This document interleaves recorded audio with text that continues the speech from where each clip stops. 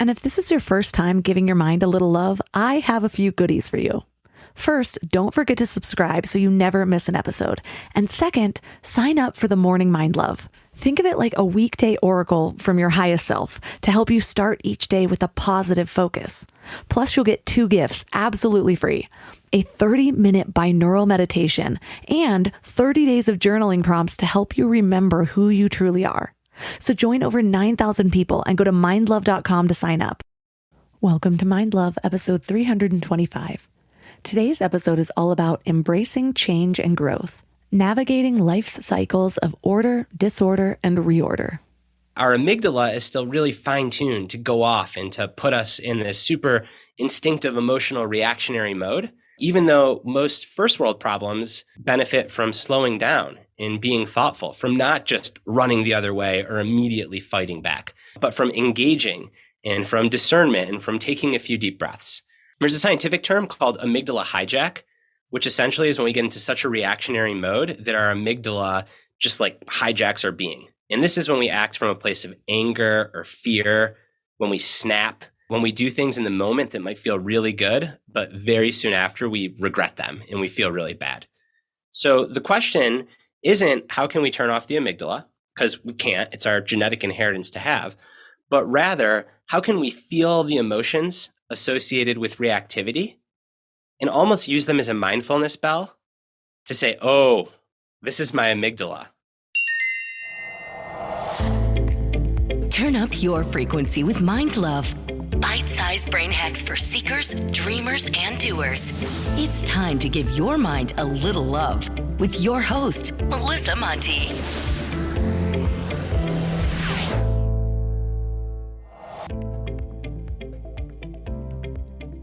If this is your first time giving your mind a little love, don't forget to hit the subscribe button.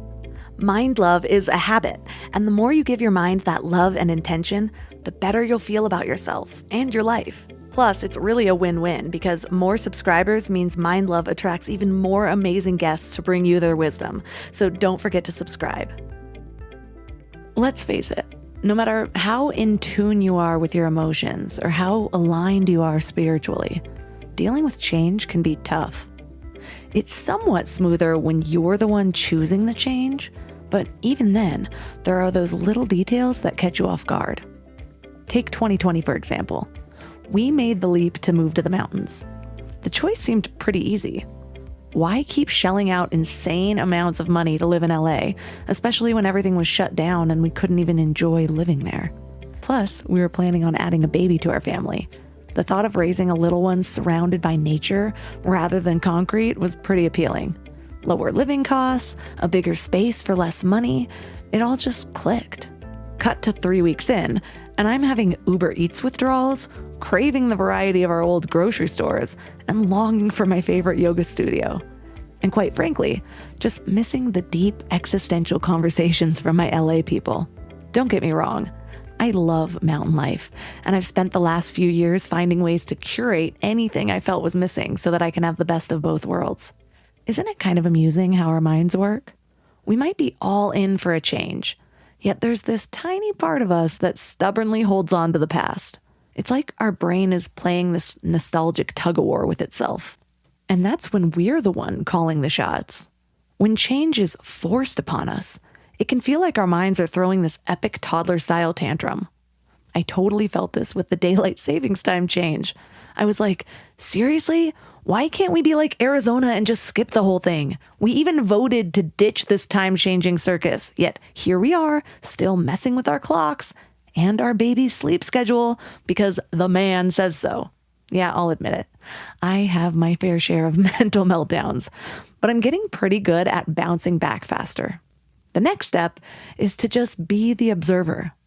I don't know, instead of expecting to stop the mind rebellions altogether, maybe the best we can do is just watch them half amused and gently calm that inner toddler until our nerves decide to play nice again.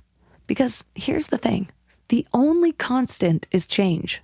Let that sink in. The only constant is change. Everything is always changing, all the time.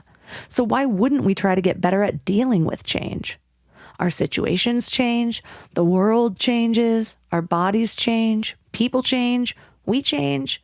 In fact, everything is always cycling through states of order, disorder, and reorder. And that sounds a little overwhelming, but guess what? If this cycle wasn't always occurring, nothing could get better either. So today we're going to learn to navigate this cycle with a little more grace. Our guest is Brad Stulberg. He's the best-selling author of Master of Change and The Practice of Groundedness. He writes for the New York Times and is on faculty at the University of Michigan's Graduate School of Public Health. So 3 key things we will learn are how to unlock the power of flexibility, the game-changing concept of Zanshin and why goals aren't everything, and the surprising secret to navigating life's ups and downs with ease. I've hired a lot of people over the years, and I can tell you the biggest mistake that most business owners make. They think posting a job and waiting is a strategy, but it is not. Stop struggling to get your job post seen on other job sites. Indeed, sponsored jobs helps you stand out and hire fast. With sponsored jobs, your post jumps to the top of the page for your relevant candidates so that you can reach the people you want faster. And it makes a huge difference. According to Indeed data, sponsored jobs posted directly on Indeed have 45% more applications than non-sponsored jobs. One of the things that I love about Indeed is that it makes hiring so fast because the best candidates are already there, actively looking.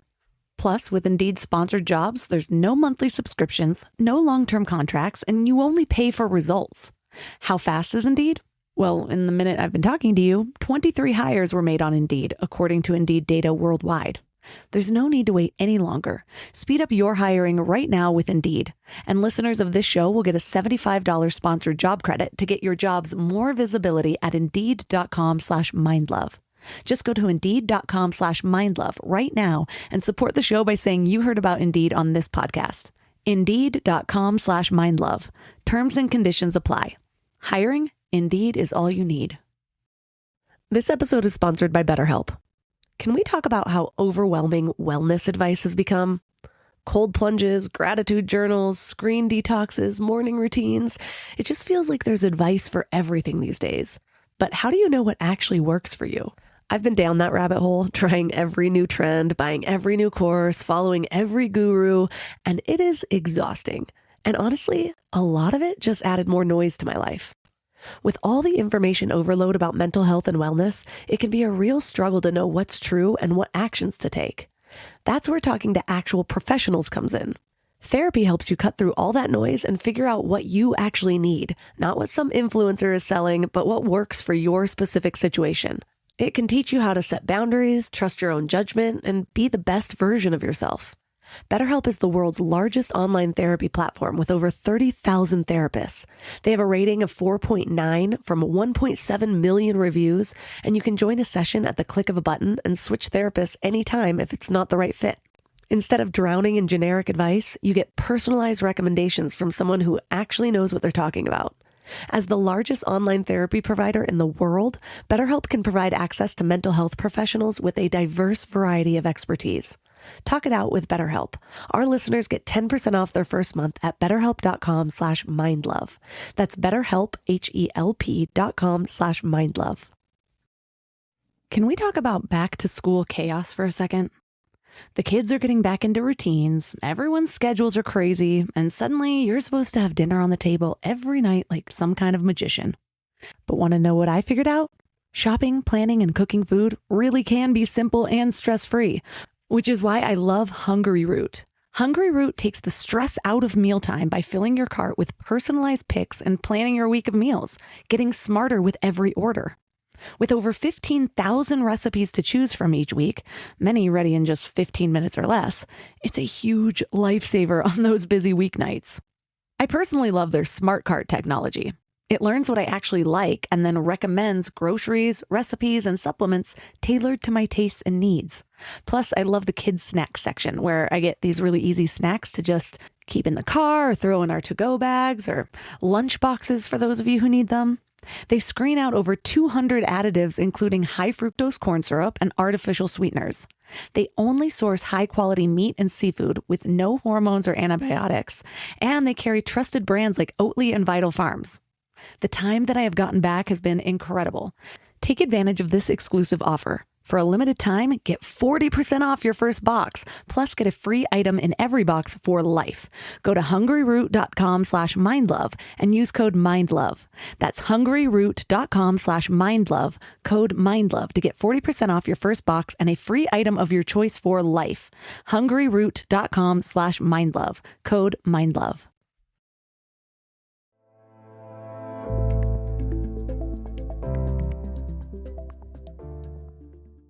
And now let's welcome Brad Stolberg to the show. Hey, it's so great to be here. Thanks for having me. So what inspired your latest work into the helping people navigate change better?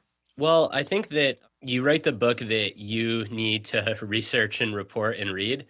So very personally, in the past 5-6 years, I've undergone a whole lot of change in my own life. Moved across the country from a big urban West Coast city to a small mountain town in North Carolina.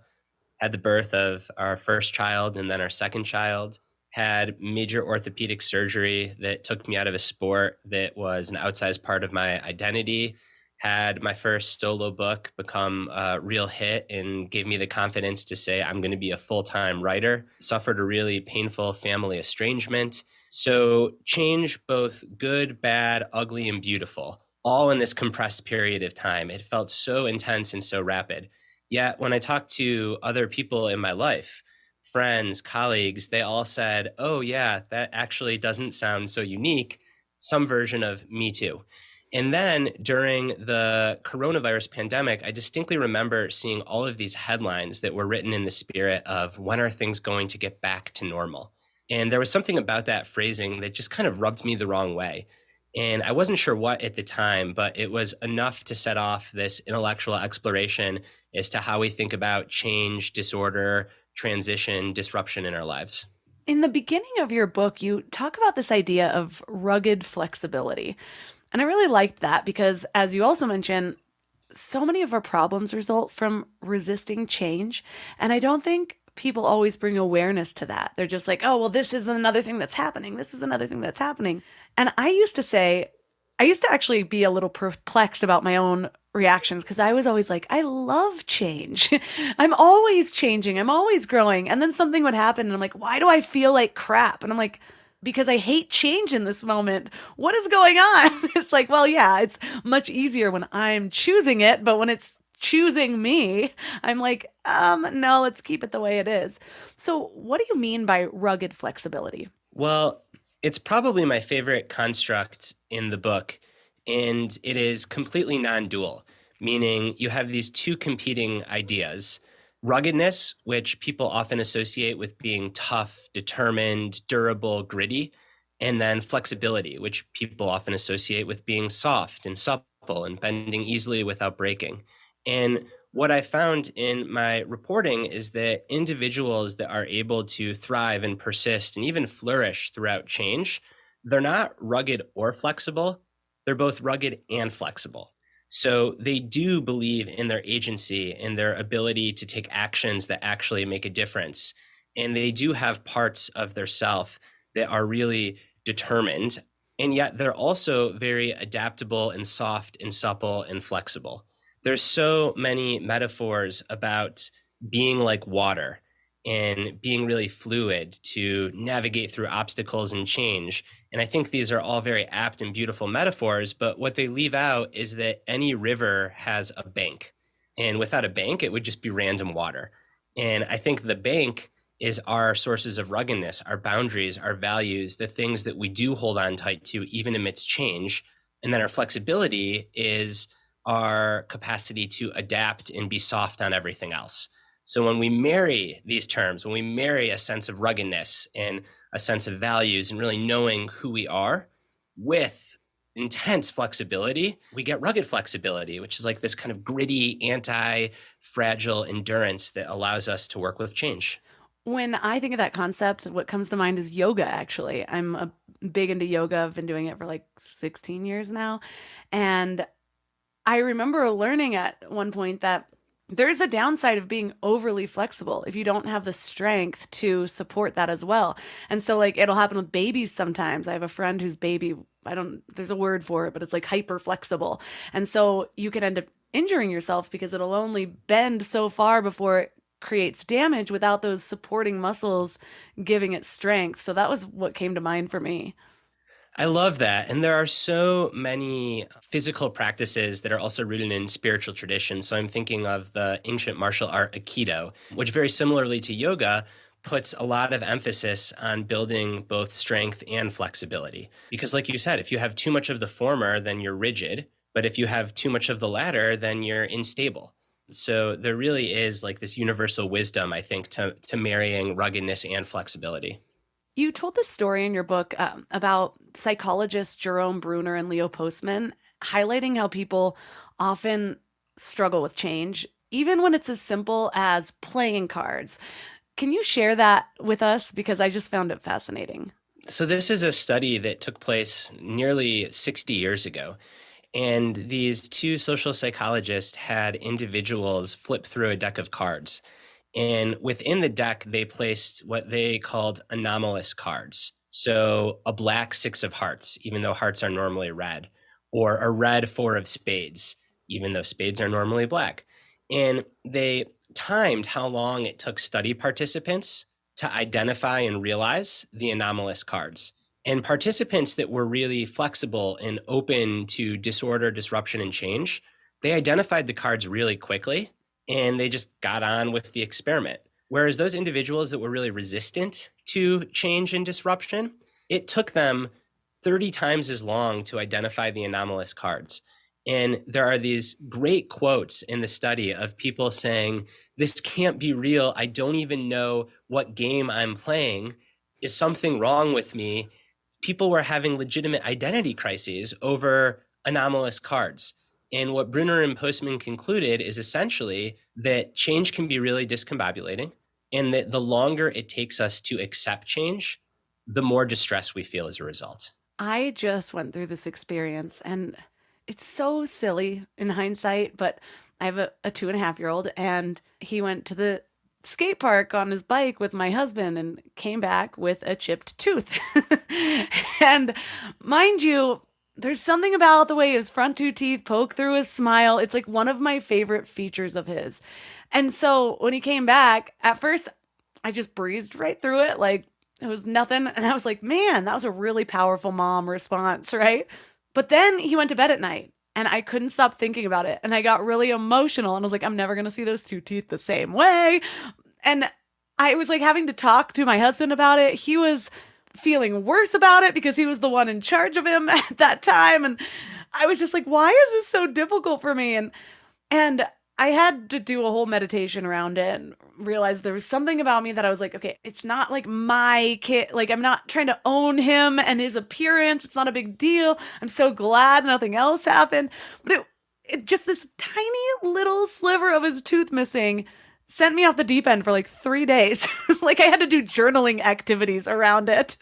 And just when you think you're getting better at it, it's like something comes and it's, as Ram Dass puts it, God in drag, just testing me, showing me where I can still work on things. Yeah, I mean, that's an anomalous card. You weren't expecting your kid to come back with 3/4 or half of a tooth that day. And I think that navigating change and rugged flexibility, it is an ongoing practice. It is not an insight that you just have and then you're done. It is not a switch that you can flip. I think that the goal isn't to not freak out when these instances happen. It's to be aware that you're freaking out and for that freak out to be a little bit shorter and a little bit less intense, and then to have some tools to move through it. It's interesting. You mentioned when you sat and you reflected and meditated around it, and this notion of you don't own your kid or their appearance came up. And that directly relates to this notion of having versus being. And when you have this having orientation, it's just that you feel like you have something or you own it. And we speak so naturally. I have a kid, I have a job, I have a house, I have this income, I have this watch, this piece of jewelry, this relationship, whatever it may be. But when we define ourselves by what we have, we inherently become kind of fragile because everything that we have eventually can change, be taken away, shift.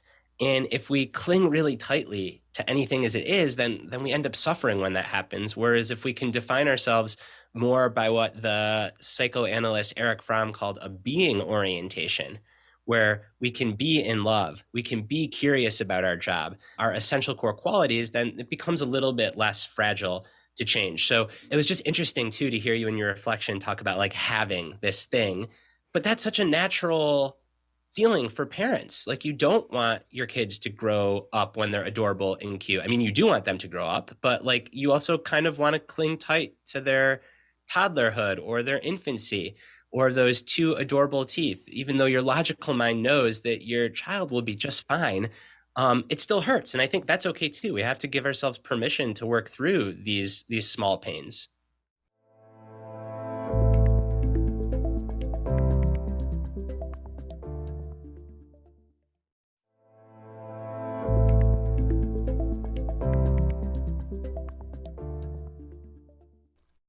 I'm reminded of something you also mentioned about differences with Western and Eastern cultures, and how a study by, I'm probably going to butcher this, but Mutsumi Umai and Deidre Gettner, they showed that Western participants tend to see objects first, where Eastern participants focus on the field or environment. And it's funny because I was recently listening to an old audio from Alan Watts, and he was talking about Taoism, and he was just sharing how like the difference is like if an American painter were to be painting a fisherman on a bank, it would be a big up close thing of the fisherman. Whereas in Eastern cultures, sometimes you have to look pretty hard. It's like finding Waldo in this. It's like mostly the environment. And a while ago, I interviewed someone on this philosophy called the headless way. And it's basically just this mindset where you get into the mindset of like not being in your body as much as being the environment. So that's something I've been working on more. It's like, okay, well, it's not me here that then just lost this thing, or me here with my kid with this chipped tooth, or whatever it is. It's like, this is me now. Everything that I am is in my awareness right now is a part of me at this moment. And for me, instead of me moving through the world, and thinking of it more as like the world moving through me, my awareness moving through me, that's just been a little trick that I've used recently to help me navigate change better. Because if I am the environment, I don't want it all to stay the same. It's like, well, what next? Let's see what else I can become in this moment.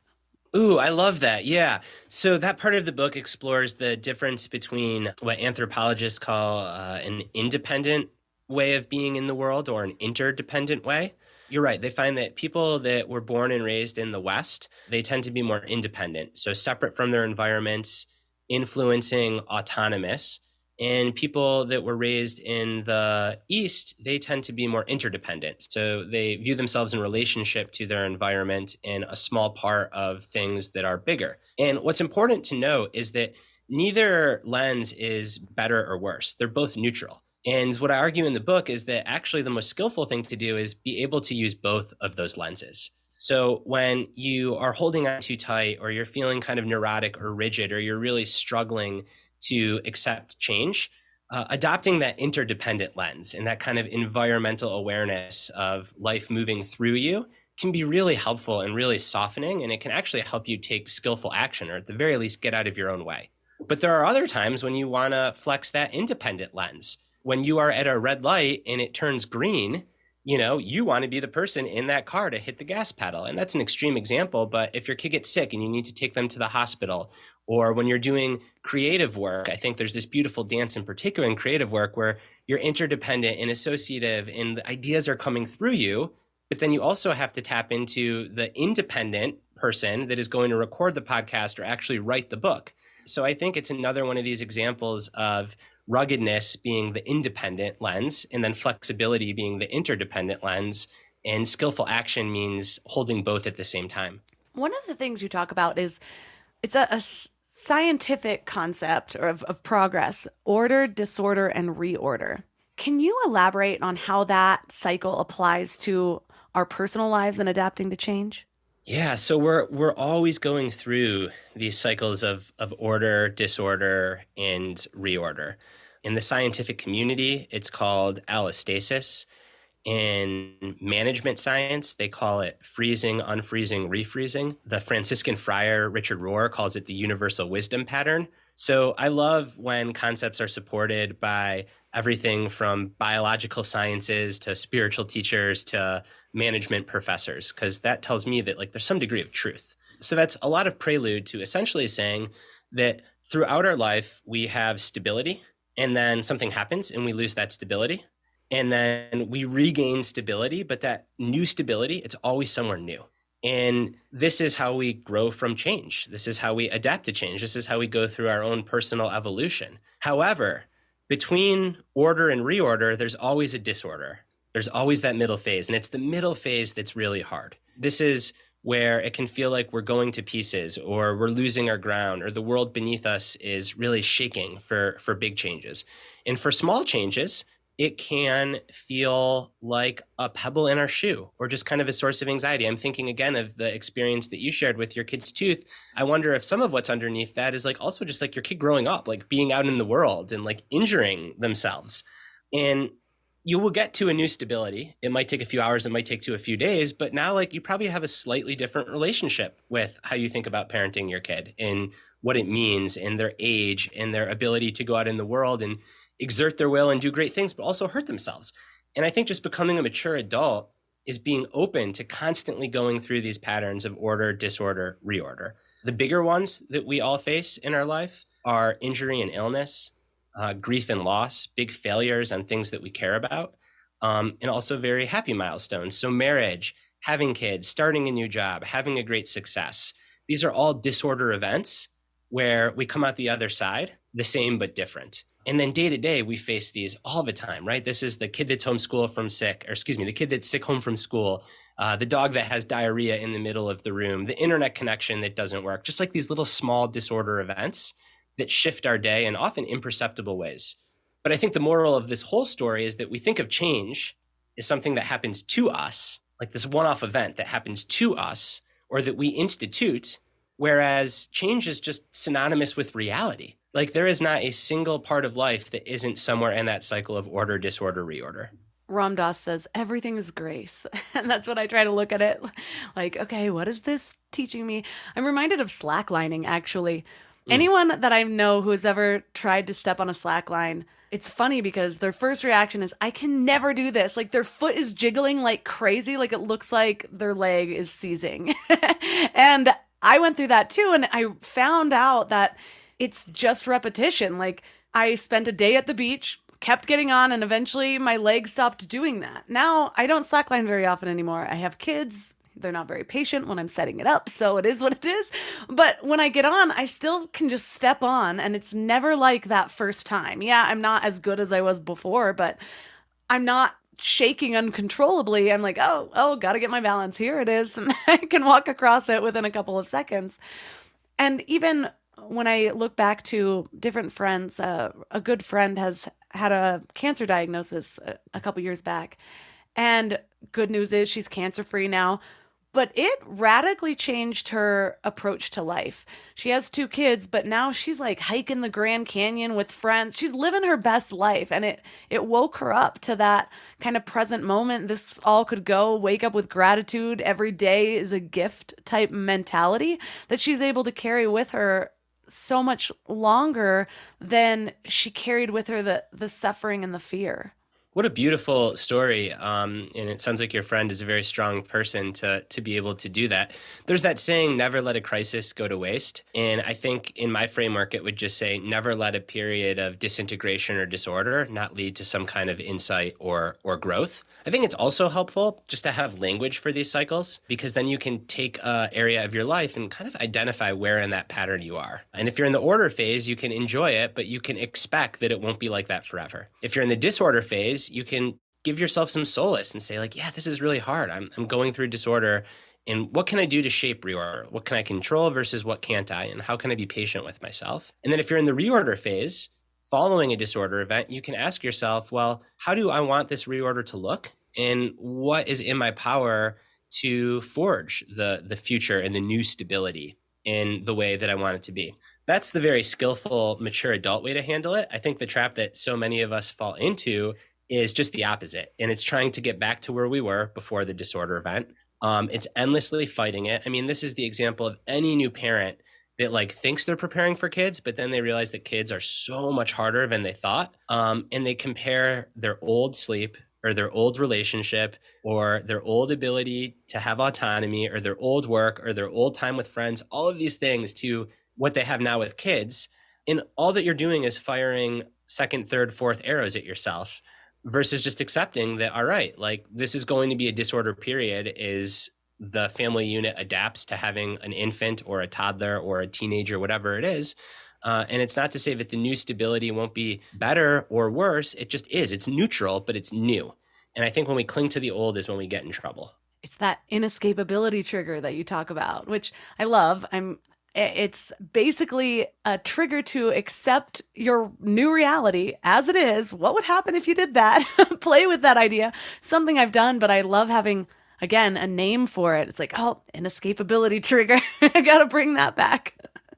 Yeah. And it's such a paradox because when we say that something is inescapable, it kind of sounds like we're giving up or we're surrendering. But in fact, we're empowering ourselves to be in the new situation and do something productive with it. Whereas if we're denying our reality, then we're never really living it. And if we're never really living it, we can't be working through it or on it. You also teach a concept called tragic optimism.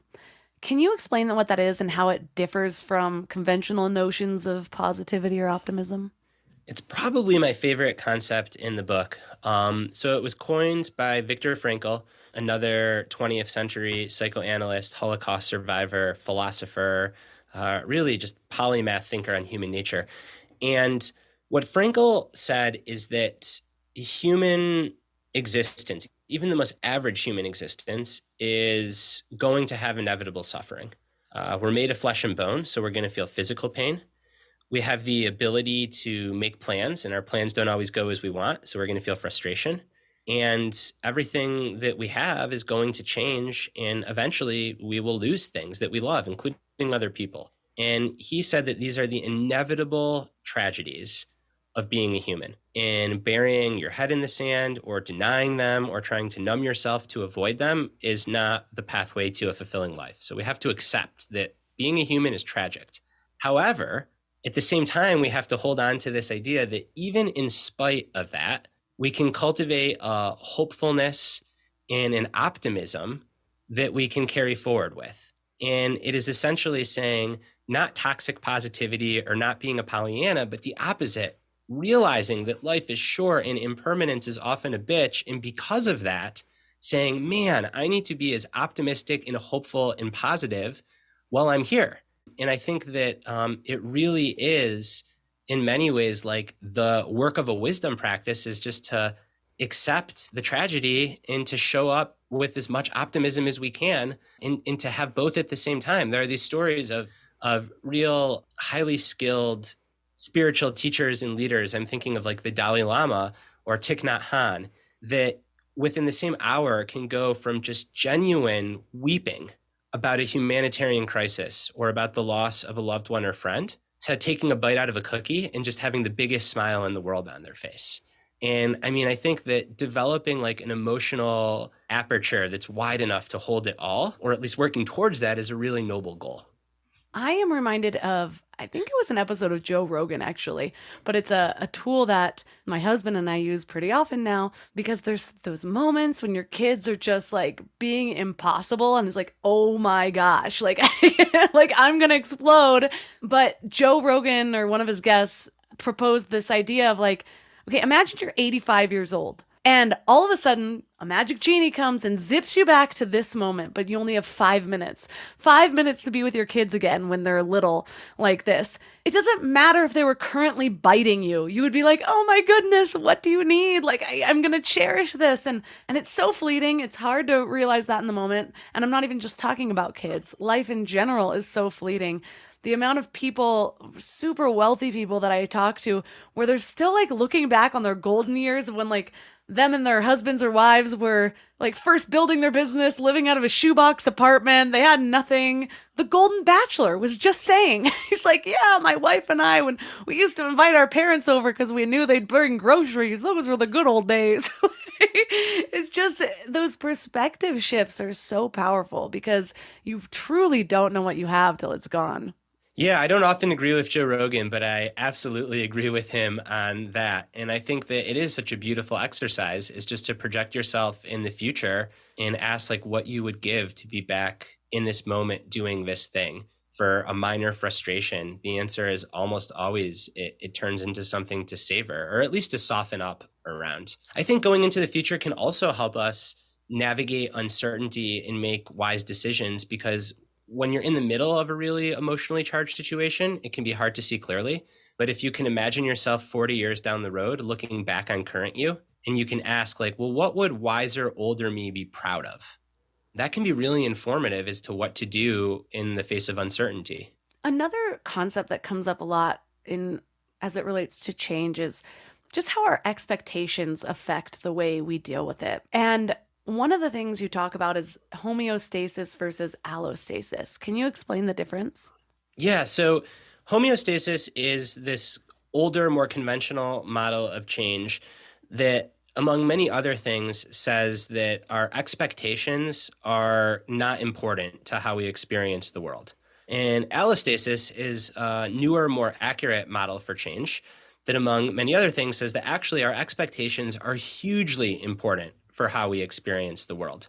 And the example that is often used, it's an extreme one, but it elucidates the point, is that if somebody is at a grocery store and someone walks up to them and like punches them, the amount of cortisol, stress hormone that they're going to have, the amount of actual physical pain they're going to feel, the amount of trauma they might foresee is quite high. Whereas if that same person was in a kickboxing class and someone punched them, same punch, same person, same spot, they experience hardly any cortisol, they experience less subjective pain, and they won't report trauma. But it's the same punch. It's literally the same physical force. The only thing that's different is in one context, you're not expecting it. And in another context, you are. And again, it's an extreme example, but the point is that our expectations have an enormous impact on how we feel reality. Another example for any runners that are listening is if you go into a marathon expecting that mile 20 is going to feel easy, well, when you get to mile 20, you are going to quit the race. You will call an ambulance. You'll think that something is horrendously wrong. Whereas if you go into a marathon knowing that mile 20 is going to feel really hard, well, when you get there, you'll be prepared and you might not like it, but you'll embrace it. You'll have no problem finishing the race. Same body, same training, same mile 20, only thing that differs is the expectation. So when it comes to change, I think where we often get into trouble is that we hold on to our old expectations of how things should be or were supposed to be, and we don't update them to how they actually are.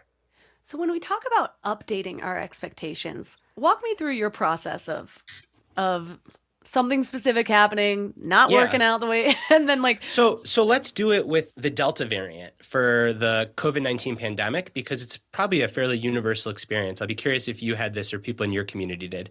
So about a year and a half into the pandemic, summer of 2021, cases across America and most of Europe had essentially plummeted to near zero. And it seemed like life was going to be back to normal.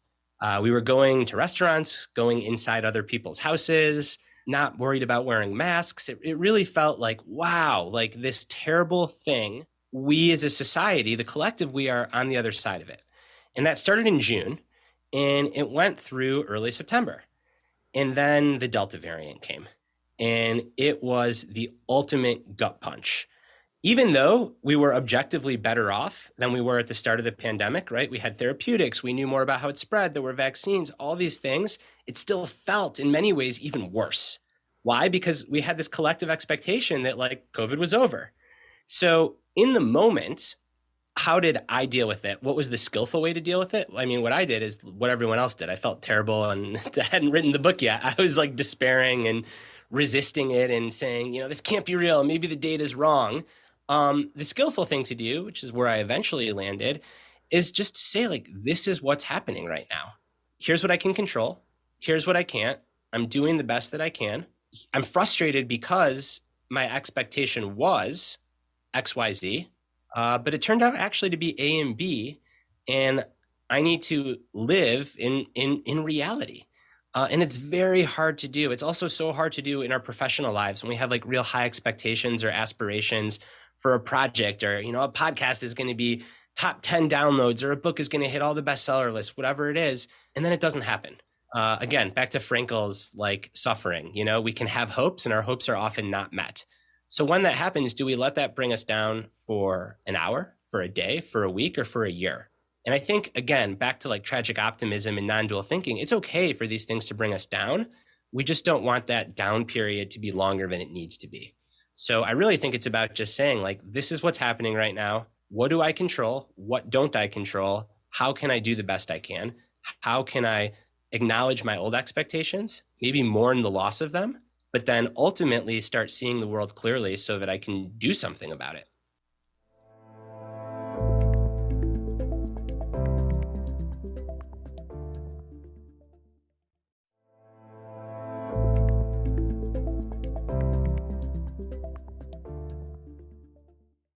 I didn't even really pay any attention when the second variant came around. After the first one, I immediately moved to a town that didn't pay any attention to it. So we just came here, never really heard about it again. Sometimes I'd visit my family in the Bay Area and they'd all be worried in masks. And I'd be like, oh, yeah, this is still happening. That was really how I handled the whole thing. But I have tragic optimism when it comes to my health, because the placebo works so well. And so this has been my go-to for about 10 years. When sickness is going around, I'm just like, I'm not getting sick.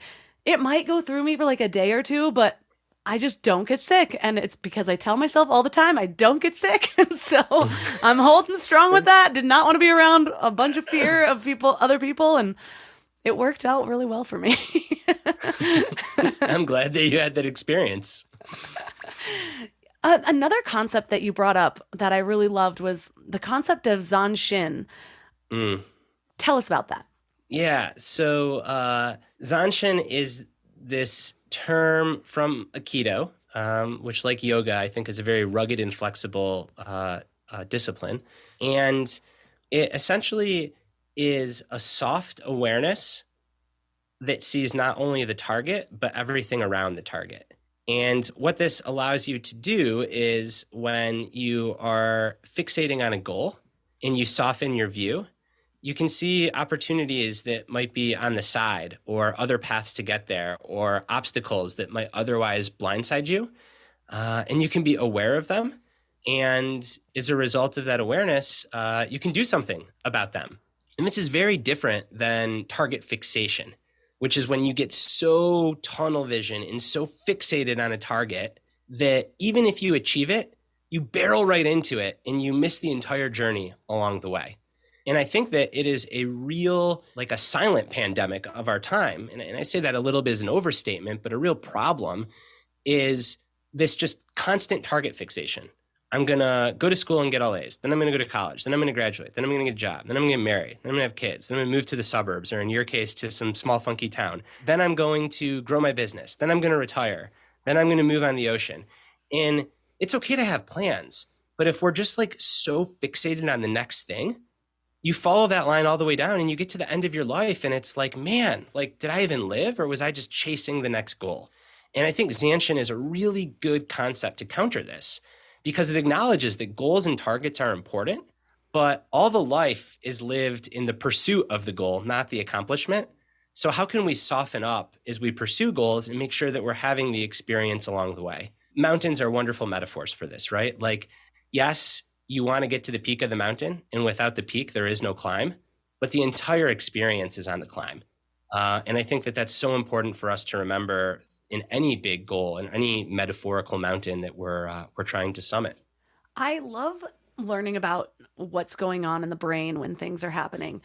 It's been really helpful for me in overcoming different addictions in my life and really anything. And I think it's because before I understand what's actually happening, there's a lot of self-blame, because you think, well, why can't I let this go? Why can't I do this? Why is this so difficult for me?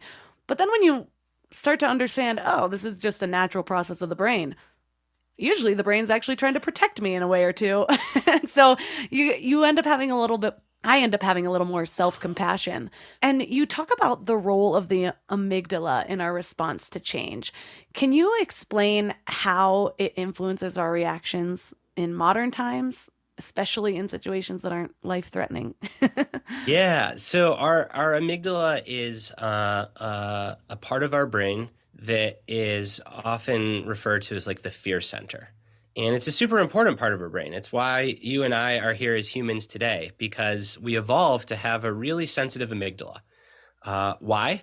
Because our ancient ancestors, primates out on the savannah, if there was a mountain lion or a venomous snake, they needed a very quick reaction to jolt through their entire body and say, like, this is bad, run away. And that's a powerful reactionary response. And without it, our species never would have evolved to get where we are. However, in today's world, very rarely are we being chased by mountain lions or venomous snakes. There are often a lot of what I call paper tigers. So they look like real tigers, but they're actually paper. They can't hurt us. Yeah, our amygdala is still really fine-tuned to go off and to put us in this super instinctive, emotional, reactionary mode, even though most first world problems benefit from slowing down and being thoughtful, from not just running the other way or immediately fighting back, but from engaging and from discernment and from taking a few deep breaths. There's a scientific term called amygdala hijack, which essentially is when we get into such a reactionary mode that our amygdala just like hijacks our being. And this is when we act from a place of anger or fear, when we snap, when we do things in the moment that might feel really good, but very soon after we regret them and we feel really bad. So the question isn't how can we turn off the amygdala? Because we can't, it's our genetic inheritance to have, but rather how can we feel the emotions associated with reactivity and almost use them as a mindfulness bell to say, oh, this is my amygdala. In your case, like naming the actual brain region helps. Like, ooh, my amygdala is getting hijacked. That is just my evolutionary inheritance. And it means now would be a really good time to take 5 deep breaths before I do the next thing. Or now would be a good time to leave this situation and come back to it 2 minutes later. Or now would just be a good time to ask myself, is this actually a threat to my safety? Or is this just ancient hardwiring that thinks this is a threat to my safety? And simply by pausing and going through any of these exercises, we create some space between ourselves and what's happening. And in that space, we can get out of reactionary mode and into a more responsive, discerning mode. The heuristic that I like to use for this is 2 Ps versus 4 Ps. So when we're in reactionary amygdala mode, we panic and then we pummel ahead. But when we're in a more thoughtful, higher self or wise mode, we do the 4 Ps. So we pause and we gather ourselves. We process what's happening. We make a plan. So again, I sound like a broken record, but it's important. We ask ourselves, what do we control about this situation and what don't we? And how can we focus on what we do control? And only then do we proceed. So the 4 Ps literally like elongates or spaces out the process between stimulus and response. Yeah, that's, I think, the most helpful thing is just having literally anything else to think about in those moments. You can see when people are in tunnel vision. I started noticing this after I interviewed somebody on anxiety, and she was an NLP practitioner and gave me this really cool trick that when you notice you're in tunnel vision, just put your arms out, kind of like you're on the cross, and wiggle your fingers to where you see them in your periphery. And just that expands your vision and it'll take you out of tunnel vision mode. And it's funny because now that was really helpful when I'm dealing with it, but it's even more helpful for some reason from that moment on when people are in tunnel vision, like, oh, that dad's yelling at his kid. You can see them hone in like a laser on that little child. It's like just anything else to think about it. And so having these tools, I know a lot of people have mentioned things like, it's just so hard to think about in the moment. But I've found that I don't necessarily need the tool to pop up immediately. I need any sort of trigger that will get me to pause. So it could be one of 100 different tools where I'm like, I'm about to do this. Anything else? Anything else? Think of a bird tweeting first, then think of a tool. Yeah. And what I go to here, just based on like a lot of good research, is affect labeling. So it's not even a tool. It's simply labeling your emotion. So saying, I am feeling angry. I'm feeling heat rise through my chest. I'm feeling emptiness in my stomach. I'm feeling rage. I'm clenching my fist. I'm feeling tightness. Just naming the thing creates some space between you and it. Because once you name it, you no longer are it. You're no longer fused with it. And to your point, anything to create a little bit of space. And for parents out there, this is a wonderful skill in parenting for you as the adult, but also to work on with your kids. And kids might not be able to name an emotion with the same level of clarity that you can, but there are age appropriate ways of doing this. So we often compare emotions to weather. And when our baby daughter like takes our son's toy away, and I can see he gets so angry, I say, "Ooh, are you feeling like thunder or lightning?" And then after he calms down, we'll say, "Oh, did the sun come back out?" And it's just a way to help teach kids that, hey, emotions kind of are like the weather and they can move through us and we don't have to latch onto them. That's something that gave me a lot of compassion for single moms, because I find that I naturally affect label having my husband there, because something will happen and one of us will take a deep breath, we'll make eye contact, and it's like, I am feeling a lot. I'm feeling pretty angry right now. I'm going to step over here. And we actually had a conversation the other night with just having each other. It forces us to kind of do that process. But I was reminded when I used to have a really difficult boss, and this was when I was single, and I would read things, a lot of the same things I'm reading about parenting, I had to read to handle this boss. And one of those things was, think of your boss as a giant toddler. It'll help you handle. And it was like one of those like tech guys that's like, you watch like the Uber documentary and Steve Jobs and how they're kind of crazy. He was one of those figures. And I would text message myself as like my little pause where I'm like, this is crazy. And it started as keeping a log because I wanted to just like make sure if anything happened, I had everything logged. But it started to be my own like journaling process. 413. Yeah. Joe punched a wall. Right. Well, it's kind of like, and you think of like some leaders. I'm going to the former president, the most recent former president, who are just like big toddlers. But there are a lot of bosses like that. And the first thing I'd say is, if you can, like, don't work for Donald Trump, don't work for a boss that's like a big toddler. But then the second thing that I'd say is, remember that a kid isn't a 55-year-old man. It's a kid. And we can have a different bar for our kids because they're not little adults, they're kids. And I think like that has been really helpful for me. So like and I'm not saying there's a right or wrong way to do this, but in my own practice, I no longer suffer adults that are like toddlers unless I absolutely have to. Like, there's a hard boundary. I don't need that in my life. Same. But with my kids, I need to go in the opposite direction and remind myself, no, they're not little adults, they're kids. And my job is to create space for them to essentially throw a Donald Trump like tantrum if they need to, and be the safe support that's holding space. And I think too often we don't tolerate that from our kids, and we do from adults, when it should be the total opposite. One of our affirmations is, my child is not a tiny adult. He is a toddler acting his age. He's a toddler acting his age. But that's so good. Because every moment is a parent, and I'm not perfect. I'm a big believer in like the good enough parent. But the moments that I regret are when I'll raise my voice and there wasn't a legitimate safety concern, so I didn't need to. And then the immediate look of like fear on my child's face because we try to never raise our voice. And it's never worth raising your voice over. And I think in those moments, like, your mantra is really helpful. And as a parent, to, again, remember, like, just be good enough. Like, raising your voice once or twice a week is not going to scar your child for life. You're just a normal human doing the best you can too. Yes, we remind ourselves, because I've had those moments where I'm like, I just feel guilty about this, and we're always talking each other up, like, yeah, but kids are also the epitome of living in the moment. So it's how you handle it afterwards, like showing them.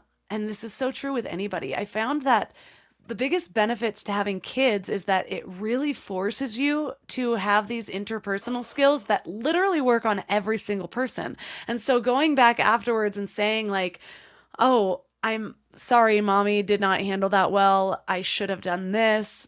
Like, thank you, whatever, however you bond in those ways, but just owning up to not handling something well. You can do that with other people, with the validating their feelings first, because they're not going to logic in the middle of a meltdown. I'm trying to reframe the word tantrum. dysregulation. He's Oh yeah, dysregulated. that is the right way to say it. Yes, he's dysregulated right now, not having a tantrum. Then it gives me compassion, but that's the same thing for other people. Like adults have tantrums, we just don't label it that way. But what if everyone always gave us grace? Like, oh, instead of Melissa's being a huge bitch right now, it's like she's dysregulated right now. Just give her some time, and when she needs a hug, we'll be there. But there's this other concept that you talk about, creating rugged boundaries. And we talked about rugged flexibility, but I know that I actually just polled my audience and found out so many of us struggle with boundaries. So I love this idea of rugged boundaries. What are they? All right, so back to this metaphor of a river for identity. And we want to be flowing, and I firmly believe that identity is one of these paradoxes where, like, yes, we really are here, yet we're also a process of becoming. And both those things are empirically true. There's no way around it. But if you think of identity like a river, again, a river has to have a bank. Otherwise, it's just random water. And I think that the bank are, in my construct, are rugged boundaries. So these are the things that you will not be flexible on. These are the things that hold your container. These are your key sources of strength, your values that you will not compromise on. And you can be really flexible in how you apply those values. You can be flexible on everything else in your life, but you've got to have some values that make you who you are, that then become your boundaries. So examples of these values could be kindness, compassion, strength, wisdom, intellect, relationships, love, whatever they are. And when you get to an uncertain situation, there's a big change, you can ask yourself, well, what would it look like to practice my values in this situation? Or in the case of interpersonal boundaries, if you are deciding when you need to put a boundary between you and someone else, you can say, is this person asking that I compromise on my values? Or are this other person's values so opposite mine that being in relationship with them just puts me in conflict with my own values? And I want to be careful because we're never going to see eye to eye with someone. Like every loved one and good friend in my life I disagree with, sometimes strongly about things.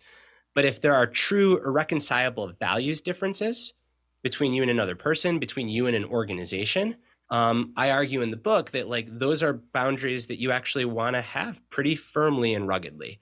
Because otherwise, your river that is yourself, it's just going to be random water. There's going to be no shape to it. But those values and those boundaries, they give you shape over time. Another thing you mentioned, which I had never heard before, is that there are benefits to being a generalist as it relates to this concept of a fluid sense of self. And I wanted to bring this up because since adulthood, really, so many people have told me, like, just different things about, especially when you're building a business, niching down, becoming a master at one thing. And I've just always had my hands in a ton of different things.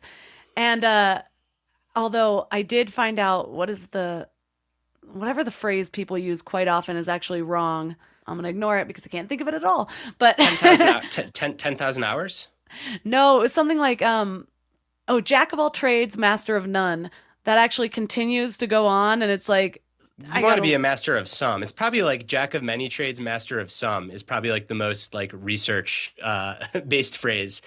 Yes. Because it is good to be a generalist, and it is good to go broad, and it is good to have multiple sources of meaning in your life and parts of your identity, because it makes you less fragile to change, because you like become this diverse, robust whole. However, you also want to go deep in some things. Because the things that you go deep in are the things that you will find mastery and competence in fulfillment, in meaning. So it's kind of this balance of like having multiple baskets into which you can place your eggs, but then not being scared to put all your eggs in a basket so long as you have others available to you. That's like my little nice tidy metaphor. In the research literature, they call this explore and then exploit. So you want to explore a bunch of things. And then after a period of time of exploration, when you find a couple that you're really interested or you're good at, then you want to exploit them. Like you want to double down. And then after a few years of doubling down, you want to zoom back out and explore again, find your couple areas, and then double down and exploit. So another example of non-dual thinking, it's not like just focus on one thing or just do everything.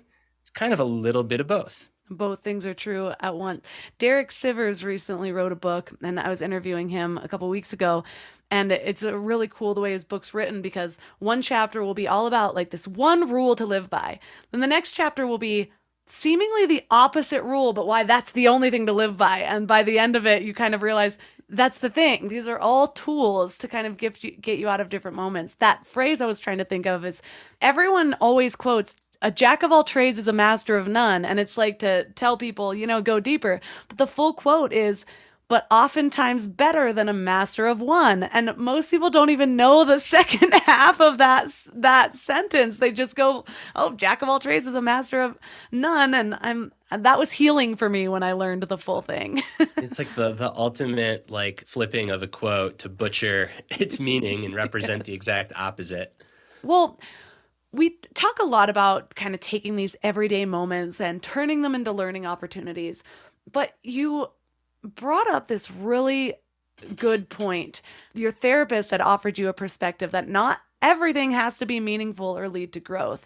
And I want to talk about that because I think it can relieve a lot of people. They're like, I don't think like this all the time. And then they can end up in a shame spiral and beat themselves up even more. So how did that insight change your outlook on your struggles with things like OCD and depression?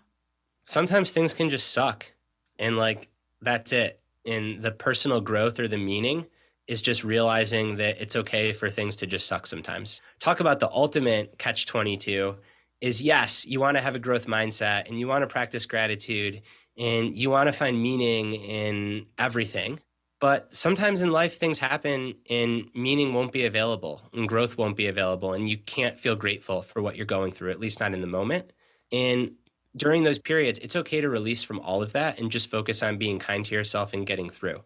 And what's fascinating is that when we get to the other side of these really harrowing experiences, we do tend to look back on them and derive some meaning or growth or wisdom from them.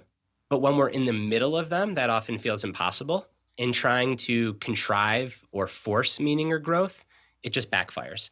Because then you say, like, not only is what I'm going through terrible, but I'm not even good at being terrible. Like, I'm not even good at being depressed. I'm not even good at grieving. Instead of just realizing that there are parts of life that, like, they just suck, especially when you're in them. And not everything has to be meaningful or a source of growth all the time. I bring this up quite often, but in my early 20s, I ended up volunteering for the Suicide and Crisis Counseling Center. And we had to go through a pretty extensive training to be able to answer those phones. And one of the things we learned was that we do not say like, oh, I've been through that before and this is how I handled it.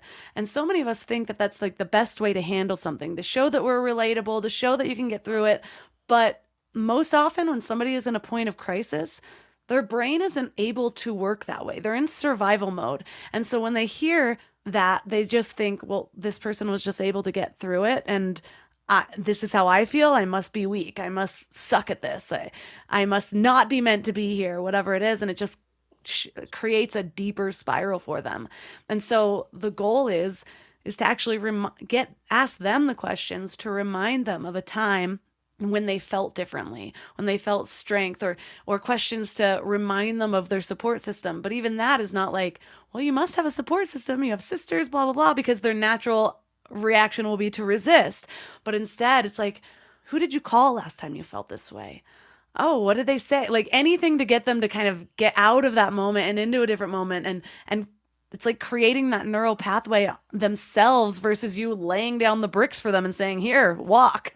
Yeah, I think that that's a really profound example. And you're right. We do know from the research that when someone is really hurting, they don't want solutions. They just want to be held and seen. And we know that for other people, but I think the same is true for ourselves.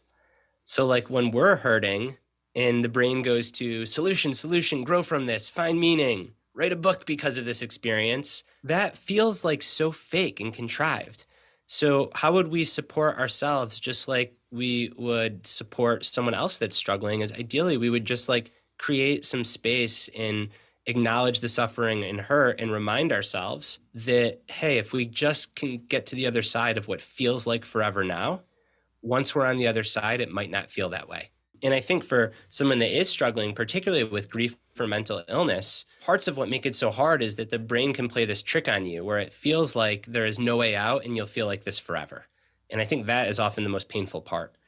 And if you can just remind yourself with like a 0.5% of your awareness that actually it feels like forever now, but it won't in the future. And I don't know when that will be, but I just need to keep showing up to give myself a chance to get to the future.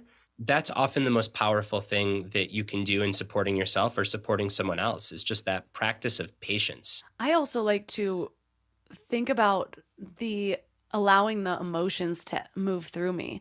So often, and so many people have this notion of strength as like just moving beyond it and thinking about something else. And I've learned from all of the people that I've interviewed, from books I've read, that those emotions get stuck in your body if you don't actually feel them and allow them to pass. And so it's like, imagine like a vein with blood flowing and then you just stop it. And you're like, nope, gotta write a book about this. And it's all just like sitting in there and we're like all on edge, writing the book, trying to help other people. And it's like, you didn't even allow yourself to fully experience that. You're trying to take meaning and create something from your logical mind, but you're not allowing the full experience. You're not allowing yourself to change and adapt from that pain that you went through. And that's not to say to sit there and dwell in it and make the story even bigger and create suffering from that, but just understanding that that pain is a part of the human experience, and it's going to make those moments of joy,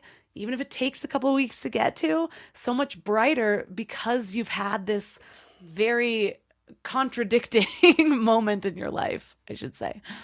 Yeah, and I think it is a very hard thing to do, but putting some words to it, I think helps people feel seen or maybe prepares people in the smallest way. But it's just that. It's like, how do you create space for emotions to move through you without dwelling on them or giving them more power than they need, but also without trying to distract yourself from them or repress them or make some kind of contrived meaning out of them, and just like find this middle way of like, this is just a part of my experience now. And I don't want to give it more power than it needs, but I also don't want to try to make it go away, because the worst thing you can do for a negative emotion is try to make it go away. It only comes back stronger. And just kind of like take it along for the ride. And I think that's it. I mean, we know from research on anxiety, it's the easiest thing to say, it's the hardest thing to do. But the best way to get rid of anxiety is to not care about the fact that you're anxious, to just like let anxiety be there and be like, oh, here's anxiety, because you try to make anxiety go away and it gets stronger.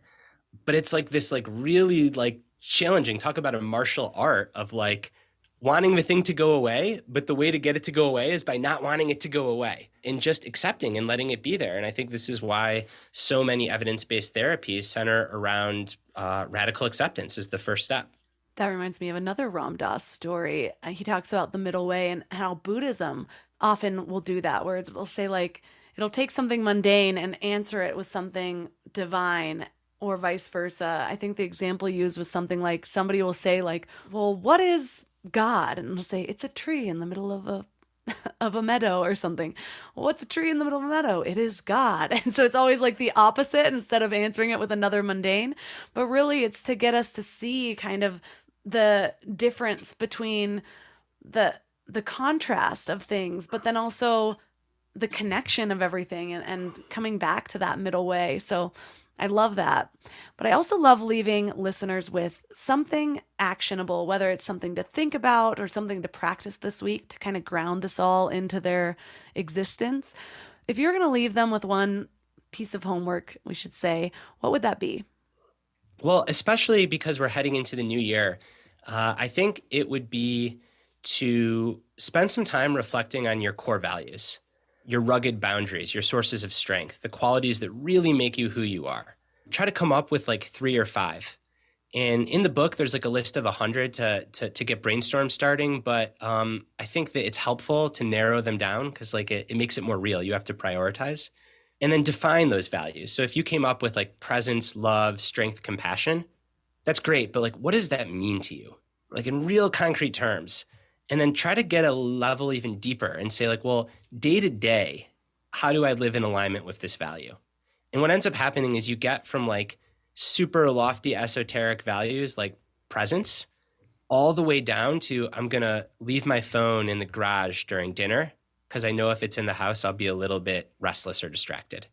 And then with those values, when things change, when you go through a cycle of order, disorder, reorder, when you're in the disorder phase, you can remind yourself of those values and you can ask yourself, I don't need to know what to do next. I just need to, as they say in AA, do the next right thing, which essentially means just keep acting in alignment with these values.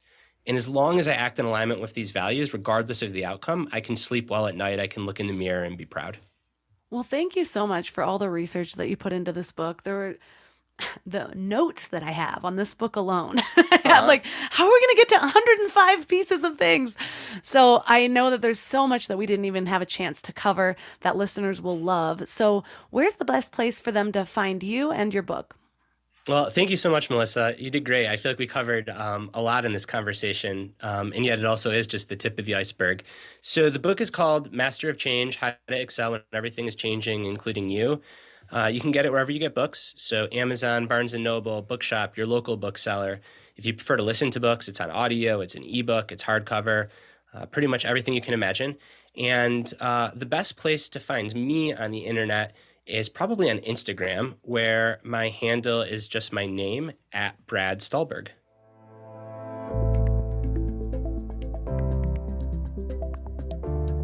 All the links for this episode will be at mindlove.com/325.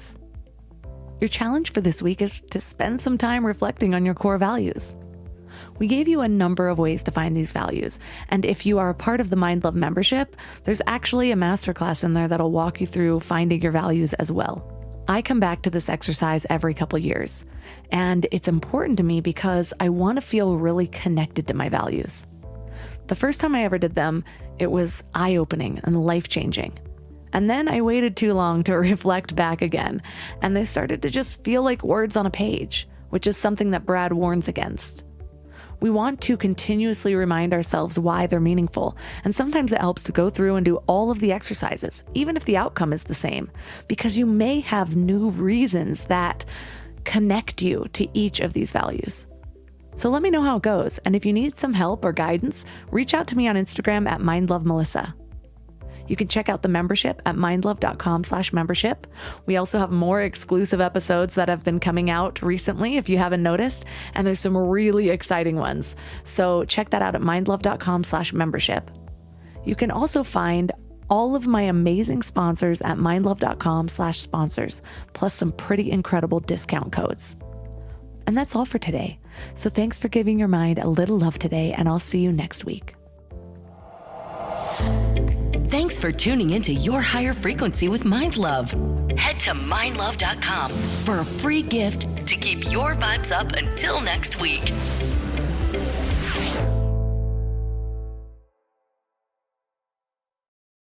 E-commerce business owners know a successful business keeps customers happy. That's why smart retailers use ShipStation. Turn shoppers into loyal customers with cheaper, faster, and better shipping. Manage all your orders and returns in one place and save up to 90% on rates from all the global carriers. Go to shipstation.com/program to sign up for your free trial. No credit card required, and you can cancel anytime. That's shipstation.com/program.